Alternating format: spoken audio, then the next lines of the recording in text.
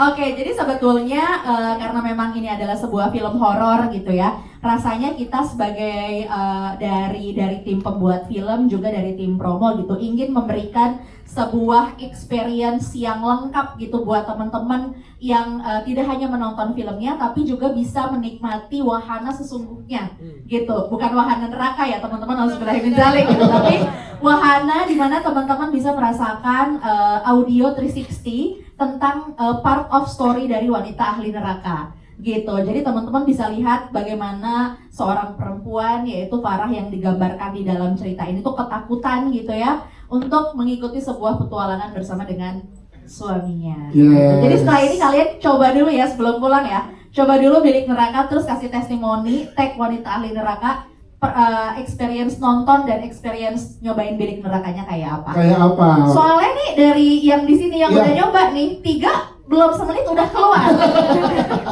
Bisa ditanya nih, belum semenit loh ini beneran belum semenit udah mau keluar, udah selesai udah nggak kuat. Jadi kalau apa nanti ketok tembok ya ntar kita tanya ke para pemainnya. Berarti Bilik Neraka ini akan kita bawa keliling juga untuk penonton di Indonesia. Betul, jadi Bilik Neraka ini juga teman-teman masih bisa nikmati sampai dengan 1 minggu ini di salah satu mall insya Allah di BTM Bogor, karena kemarin kita minggu pertama sudah ada di Parung, minggu kedua kita sudah ada di Blok M Plaza, minggu ini kita akan menemani teman-teman yang ada di BTM Mall Bogor.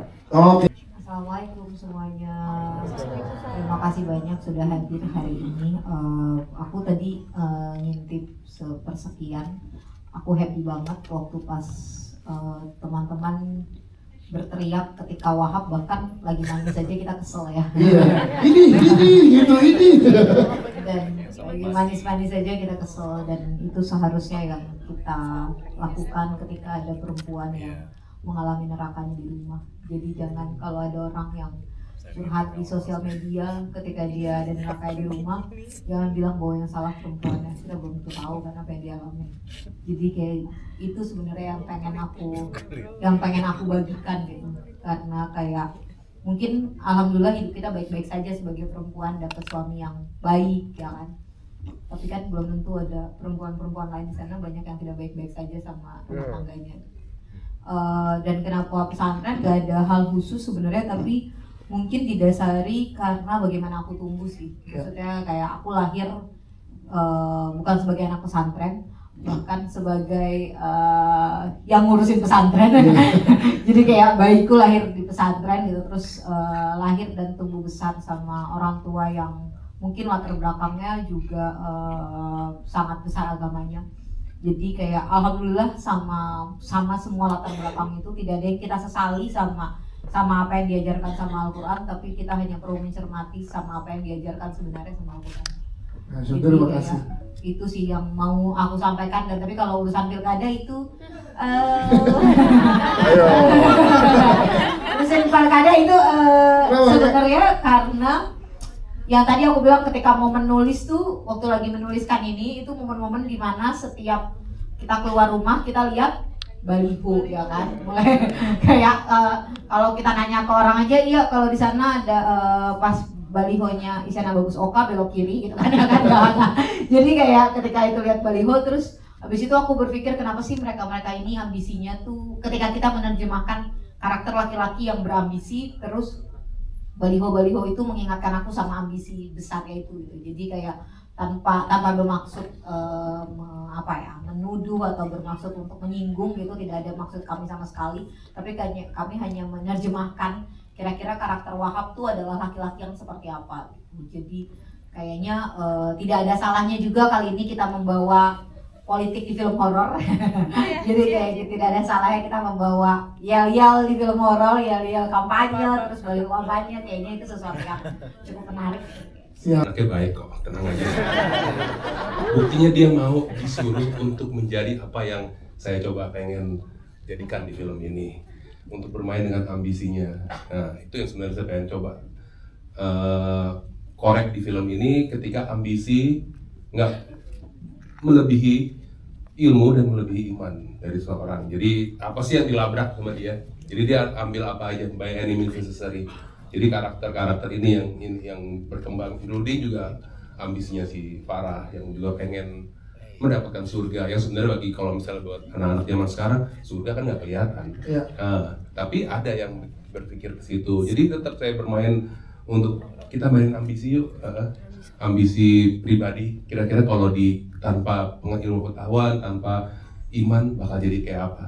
Nah, jadi saya coba main di sini. Berarti ada ambisi dan nafsu sebagai manusia yang coba diekspor, yang tadi mencoba mendobrak iman dan ilmu yang dia miliki ya Bang Eca ya. Iya betul. Dan peran laki-laki dan perempuan dalam rumah tangga itu juga coba diekspor di sini Bang Eca berarti. Ada juga. Jadi yang mau coba lihat bahwa ya sebenarnya kan peran laki-laki dan perempuan butuh kesetaraan kan. Ya. Even di agama juga dibilang begitu ya. Begitu Pak Ustadz. Nah, ini ada. Jadi ya secara nggak langsung kita bermain di sini dan Lele ngasih cerita yang menarik untuk diolah. Jadi ya kesempatan lah kita sort of kasih lihat bahwa ini loh menurut banyak persepsi salah di luar sana, kita coba perlahan untuk dikemas ini untuk di arah yang benar lah, jalan yang benar lah. Pesannya apa? Pesannya yang pertama dari orang tua ke anak ya, yes. Mau gimana pun juga ketika anak sudah berumah tangga jangan pernah ikut campur dalam urusan rumah tangga anaknya. Satu. Yang kedua, pesan yang kedua adalah buat para kalian yang mungkin yang parah-parah di luar sana yang mengalami hal yang sama, Ya. kekerasan dalam rumah tangganya, la ta'at fi ma'siyah. Gak ada yang namanya ketaatan dalam kemaksiatan.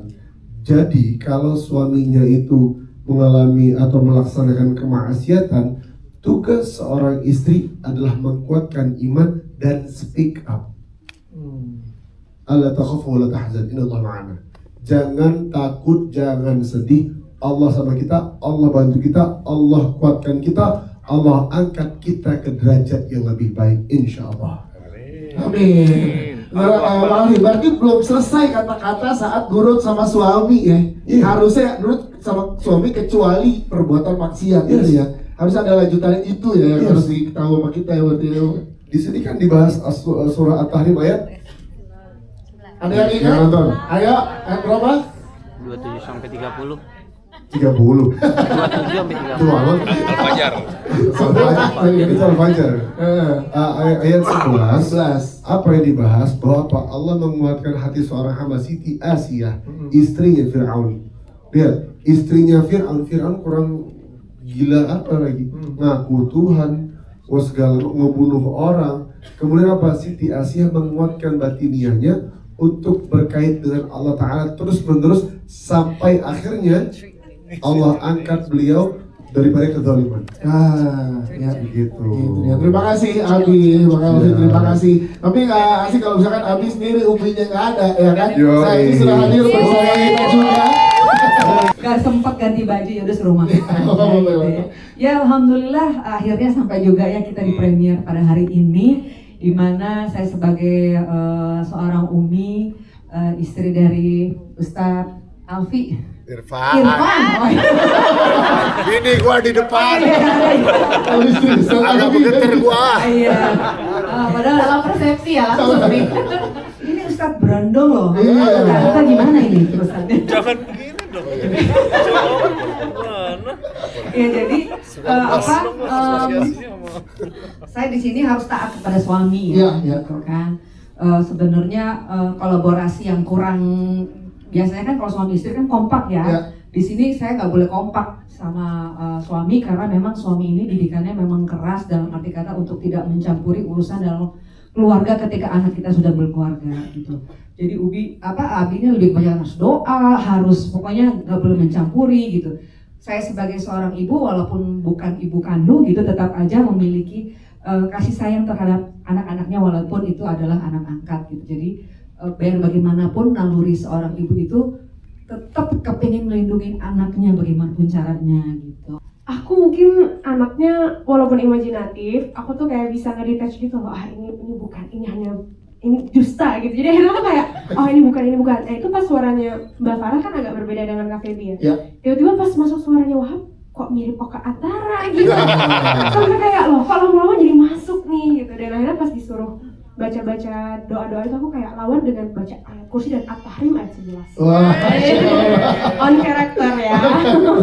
Sebagai Dina. Ya, terus gimana proses produksinya yang sebegitu sulitnya di layar tadi, boleh ceritakan ke teman-teman media?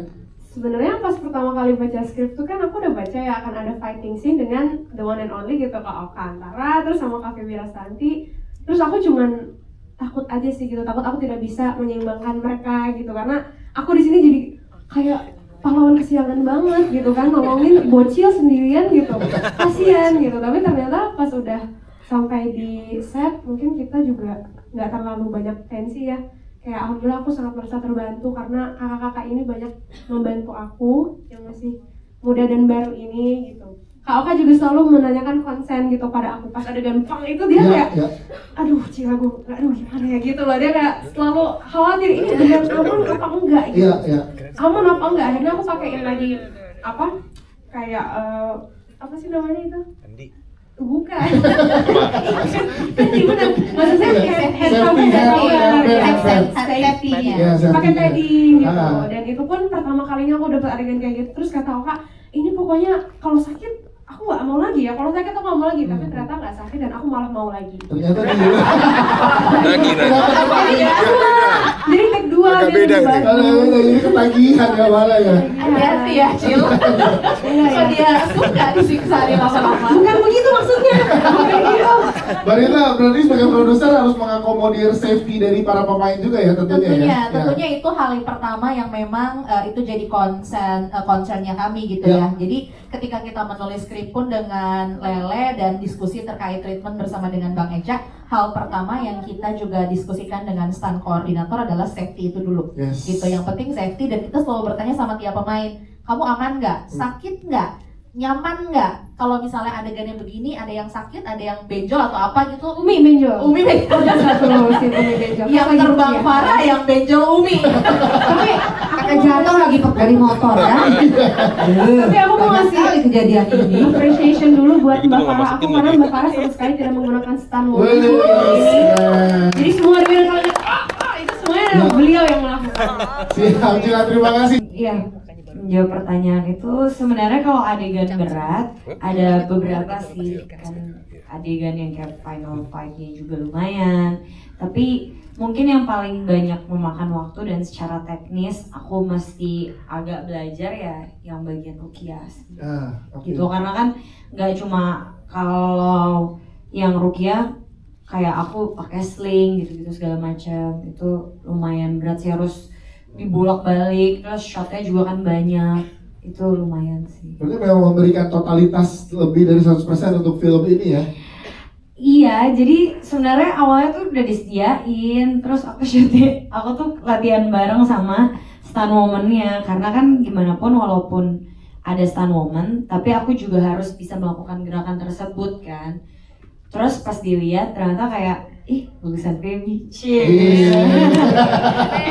maksudnya kayak, ih Feby oke juga, gimana? Terus aku ngerasa, ya udah kenapa nggak aku aja? Aku ngerasa aku akan membantu tim produksi juga dalam keseluruhan syuting, akan memudahkan juga, memperlancar, bikin syuting juga nggak jadi lebih lama. Menurut aku kayak yaudah deh, dan kayak ini challenge baru aja buat aku, jadi kenapa enggak? Kalau dari Farah yang pertama adalah jangan gegabah dan jangan buru-buru sih mengambil keputusan untuk menikah, karena kan sebenarnya menikah itu ibadah terpanjang ya seumur hidup, dan tentunya karena itu ibadah terpanjang ya tidak mudah. Jadi ya kalau bisa jangan terburu-buru dan gegabah dalam menentukan pilihan, bukan cuma menentukan pilihan nikah atau enggak, tapi menentukan laki-lakinya juga, memilih pasangannya. Karena ya kalau kata orang-orang yang misalnya kita udah kenal setahun, 2 tahun, 3 tahun, pas udah nikah tuh bisa jadi orang yang jauh, a whole different person.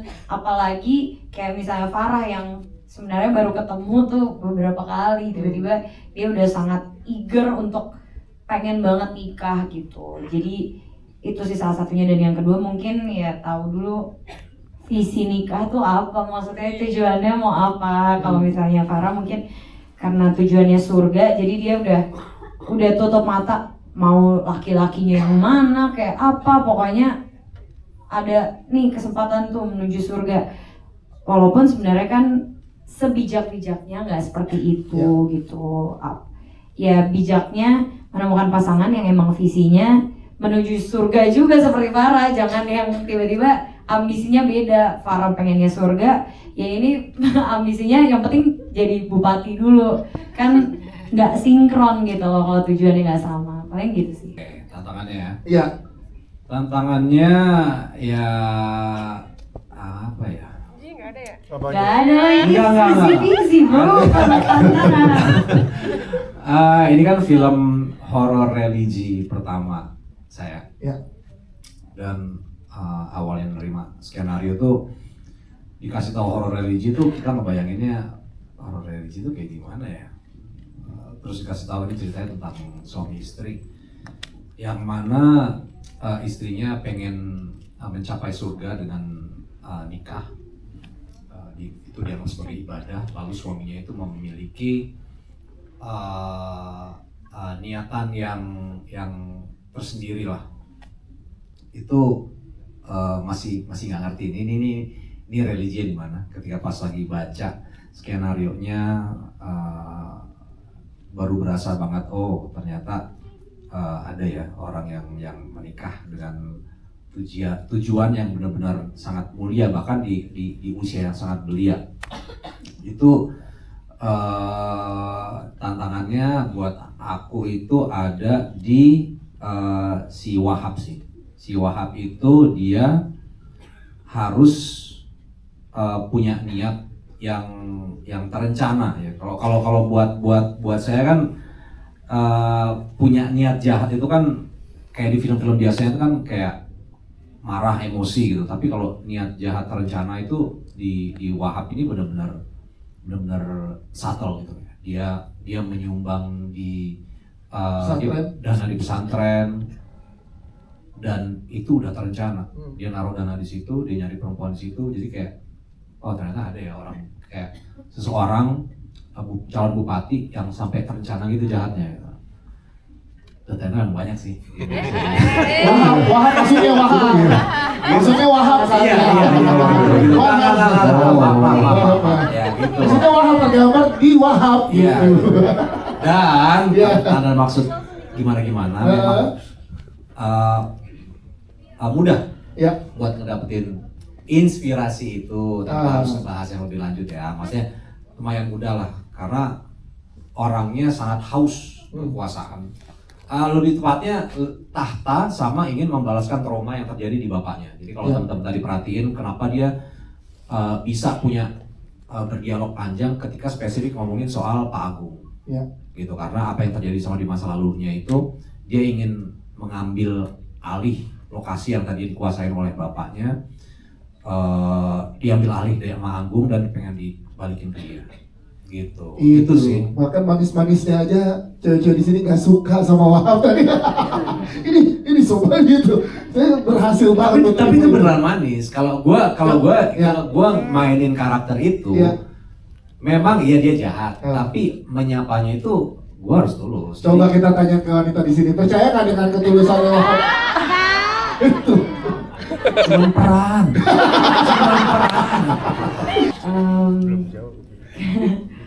Kalau itu sebenarnya fun fact ya, syutingnya emang terlihat sangat kayak berat banget bebannya, secara teknis berat, terus secara mental juga kayak diangkat diturunin lagi gitu loh Farah. Cuma syutingnya tuh kita banyak ketawa-ketawa loh, justru aku sangat enjoy banget proses syutingnya karena menyenangkan sekali bisa syuting bareng sama Cila, bareng sama Kak Oka, Kak Alfi, sama Tante Elma. Bener-bener sangat menyenangkan, kita banyak ketawa-tawa. Misalnya habis setelah adegan ya tentunya di tempat tunggu kita ketawa, banyak ngobrol. Terus misalnya ada selesai syuting agak lebih cepat, kita makan bareng, nonton bareng.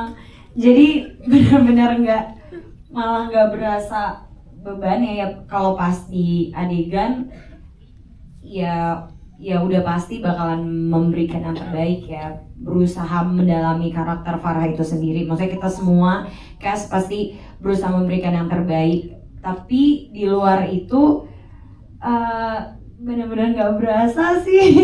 Jadi nggak ada yang namanya mental health issue sama sekali, karena aku sangat enjoy banget syuting bareng sama cast-cast yang menyenangkan dan baik hati sekali. Siap, terima kasih Feby Rasnati. Bang Eja, silakan dijawab.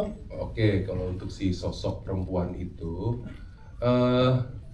kombinasi kakinya, CGI sama prostetik. Jadi ya ada yang kita nggak bisa mencapai memperhalusnya di CGI sih, tapi semua tuh prostetik asli. Itu kalau soal pemilihan scoring kenapa ada suara ini ya emang karena kita pengen banget ini untuk masukin elemen suasana world-nya, universe-nya Wahab, peternakan segala gitu, dan juga kalau dilihat kan sosoknya itu kan kakinya hoofs ya, kakinya seperti kayak apa jenenge? Ya kayak sapi segala gitu ya. Jadi secara nggak langsung kita mau masukin elemen itu juga. Udah gitu. Itu sih kalau untuk scoring. Jadi emang makin berasa, jadi nanti dunianya Wahab, dunia Wahab jadi ke cover dari scoring-scoring yang diberikan tadi, Mas. Iya, karena kan kita juga waktu kita kan pendek ya di film, jadi secara nggak langsung kita bikin elemennya bisa dilewat scoring ini. Terima kasih. Ini Umi dalam banget ya. Gimana Umi? Ya gimana Mi? Ini baru nikahin anak lagi. Emang sih kalau dipikir-pikir dia terlalu cepat juga ya, kan ini karena permintaan anaknya kan sebenarnya kan, permintaan anaknya yang kepengen mendapatkan surga lewat pernikahan gitu kan. Nah di sini Umi juga nggak bisa membuat keputusan karena keputusan juga ada di Abi kan gitu. Tapi saya sebagai orang tua sih kepengennya pasti yang terbaik untuk anak gitu. Dan namanya emak-emak pasti pengen ikut campur ya sebenarnya. Iya nggak sih? Iya, karena saya juga begitu kepada anak saya yang baru nikah ya. Gitu. Jadi gimana kamu gitu, menanyakan terus dan anak saya juga banyak curhat kepada saya. Saya rasa sih itu sesuatu yang lumrah ya ketika anak itu curhat kepada orang tuanya dan orang tua juga memberikan masukan. Selama masukan itu baik dan bisa diterima, buat aku sih nggak masalah ya. Tapi kalau sampai terjadi seperti kasusnya Farah, cerai aja kali ya. Abi gimana Bi? Ya kan sih? Aduh, kan sementara kan kalau di agama itu kita boleh mentaati suami ketika suami tidak mengajarkan ingkar kepada Allah. Iya, kan sebenarnya ya. orang ingkar, Iya. itu perlu diceraikan. Insyaallah untuk di film ini apakah full acting atau enggak, sejujurnya saya meninggalkan karakter Alfi 90% di sini jadi adalah Ustadz Irfan. Tapi ada beberapa poin yang saya pakai sehari-hari saya gambarkan di sini, yaitu siwak. Itu yang merupakan sebuah dakwah. Kemudian bagaimana tanggapan di beberapa asal zaman inilah dibilang ya, agama itu dieksploitasi sebagai buat buat diekspor film. Selama dia mensyiarkan kebaikan, saya rasa tidak masalah. Mensyiarkan kebaikan dakwah, karena apa? Ini dari sisi sudut pandang agama, ini adalah sebuah syiar bahwa, dan jujurnya salah satu orang soleh di kota Mekah nonton film-film kita dan mereka mengatakan bahwa Masya Allah, film horor Indonesia ditutup dengan agama dan ini adalah jalur yang bagus, kata beliau. Jadi saya rasa ini bukan di eksploitasi masalah agama, tapi sebuah dakwah syiar untuk mengembalikan kita semua, bagaimanapun kita, bagaimanapun perusahaan kita, apapun yang kita hadapi, kita harus kembali kepada jalannya Allah Subhanahu wa Ta'ala. Kalau masalah adegan ruqyah ya berat, yang pertama berat. Ya, intensitasnya berbeda, sangat berbeda dengan ceramah. Karena pencapaian, karena di sini juga adegannya adalah menghadapi sebuah jin yang dimana itu adalah jin kufar, jin kafir yang harus dimusnahkan karena sudah bersekutu yang sudah musuhi Allah Ta'ala, dan kita di sisi yang taat kepada Allah Subhanahu wa Ta'ala berhak seperti itu. Lalu kenapa menunjuk? Ini ada korelasinya nih. Ada. Tahiyat kita begini. Ketika kalimat asyhadu alla ilaha illallah itu, coba perhatikan. Itu ketika kalimat itu terucap bergetar di hati. Nah, kalimat ketika dibaca surah Al-Hasyr itu menunjuk itu untuk memusnahkan dia. Itu kan Asmaul Husna diucapkan di situ. Wallahu ladzi la ilaha illa huwa al-alimul ghaibi wa syahadatul rahmanur rahim, dan seterusnya. Dan emosionalnya sangat berbeda dengan ceramah, dan niatnya adalah bismillahi Allahu Akbar untuk memusnahkan musuh-musuhnya Allah Ta'ala. Masya Allah, terima kasih Bang Alfi penjelasannya. Selanjutnya ke Feby tadi gimana, encok-encok atau apa? Lagi ya? Lagi ya, gimana? Makasih ya Mas concernnya. Rasanya lucu sih. Tapi kamu sempat ingat nggak sih yang kejedot kalau nggak salah? Iya, oh iya itu dia jadi sempat. satu fun fact lagi karena kebetulan kita bukan stand woman, jadi ya kebolak-bolak kita ngikutin badan kita aja, tapi kan kadang ada beberapa gerakan yang aku kurang bisa nahan. Jadi pas banget kebolak itu harusnya aku tahan dulu pakai tangan, enggak. Jadi aku langsung hajar aja itu kepala. Jadi beneran kepala duluan yang nyampe baru tangan. Cuma aku kayak sakit lagi ya. Cuma kan kayak ntar kalau misalnya kita bilang om sakit kan ngulang lagi. Terus jadi aku berpikir skip sepersekian detik, oke nggak bisa. Gue langsung kayak oke, langsung kita terusin aja. Terus habis itu Umi tuh bener-bener teriaknya itu tuh bener karena di depan dia banget.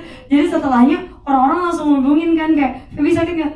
Ya sakit sih, nggak usah ditanya. Tapi yaudah gimana om, bisa nggak ini dipakai? Terus kata Om Meca, nah ini bisa dipakai. Alhamdulillah.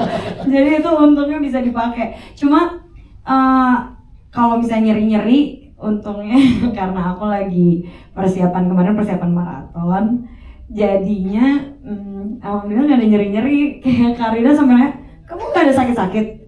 Biasa aja sih. Beneran lagi. Tapi beneran nggak dibuat-buat. Mungkin ya emang karena aku lagi persiapan. Ya badannya jadi emang udah siap ya untuk. Udah biasa.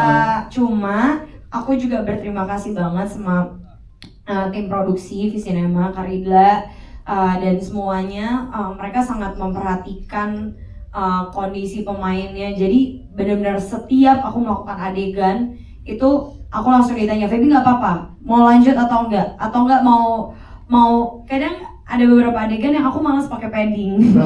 Karena aku kayak aduh kak kayaknya nggak akan sakit deh, udah biarin aja, udah biar cepat aja. Bener-bener aku sampai dimarahin, nggak bisa Feby harus pakai padding, nggak mau, pokoknya harus aman. Terus sampai besoknya juga Karida bawain kita fisioterapis, aku disediain fisioterapis in case aku kenapa-napa, udah ada ambulans juga. Jadi aku berterima kasih banyak sih sama Visinema dan tim produksi. Udah sangat memperhatikan. Harus dijagain ya Mbak Rita karena masih panjang produksi nih gitu. Harus setengah jam. Syutingnya masih panjang. Siap. Terima kasih ya.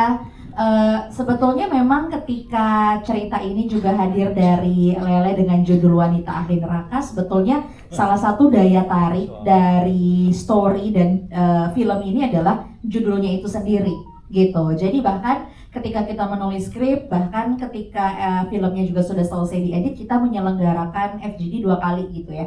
Jadi seperti biasa di Visinema sebelum film kita tayang, kita selalu mengadakan FGD untuk run through sebetulnya hipotesa kita dengan penonton real itu sebetulnya ketemu atau tidak dan responnya seperti apa gitu. Jadi berdasarkan riset juga teman-teman melihat memang kalaupun secara cerita memang tidak terlalu berbeda ya, cuman nge-twist sebetulnya ya. Memang sengaja tetap kita pertahankan untuk judulnya menggunakan judul yang memang dibawa sama Mbak Lele gitu, Wanita Ahli Neraka, karena kami merasa judul ini sangat powerful sekali gitu ya, sangat provoke ketika orang mendengar, melihat, menonton gitu ya, membaca title ini. Ini memang yang kami harapkan memang teman-teman bisa punya imajinasi sendiri terlebih dahulu terkait title ini sebelum teman-teman akhirnya nanti menonton filmnya di bioskop. So dari hasil FGD, dari hasil diskusi panjang juga sama Mbak Lele dan tim internal Visinema, kami memutuskan untuk tetap menggunakan judul Wanita Ahli Neraka karena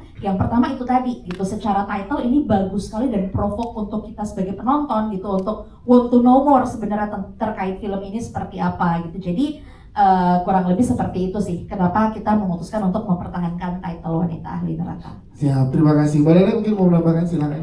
Terima kasih pertanyaannya. Sebenarnya ada di beberapa kali aku bilang bahwa ahli di sini bisa jadi dia kompeten sama nerakanya gitu, menghadapi nerakanya. Tapi ketika tadi aku ikutan nonton, aku terus tiba-tiba kemudian kepikiran lagi gitu, kayak sesuatu yang bahkan aku nggak kepikiran sama sekali waktu nulis, karena pas di layar aku benar-benar kayak anjir, nerakanya tuh bukan tentang neraka yang nanti gitu, nerakanya itu tentang neraka yang sekarang gitu. Jadi jangan-jangan wanita ahli neraka disebut wanita penghuni neraka karena ada banyak banget wanita yang mungkin di luar sana yang tanpa kita tahu sedang mengalami nerakanya di rumahnya sendiri. Jadi kayak mungkin itu yang akhirnya. Wow. Terakhir sebetulnya adalah teman-teman bantu kita untuk terus menyebarluaskan informasi terkait Wanita Ahli Neraka yang akan tayang tanggal 14 beserta dengan cerita-cerita yang teman-teman rasakan sendiri dan dapatkan sendiri setelah menonton filmnya. Mungkin beberapa hal juga adalah be careful ketika memilih pasangan. Semoga tidak bertemu seperti Wahab di kehidupan kita ke depan gitu ya. Sama intinya jangan lupa untuk nonton film Wanita Ahli Neraka tanggal 14. Yes, terima kasih. Ya, Om. Boleh gue tambahin dikit kali ya. Gue ada pertanyaan yang silakan berpikir dan jawab sendiri dalam hati masing-masing.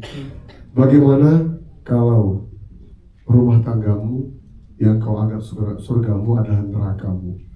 Dan bagaimana kalau rumah tanggamu yang kau anggap nerakamu adalah surgamu? Masya Allah. Silakan berkata sendiri. Abi.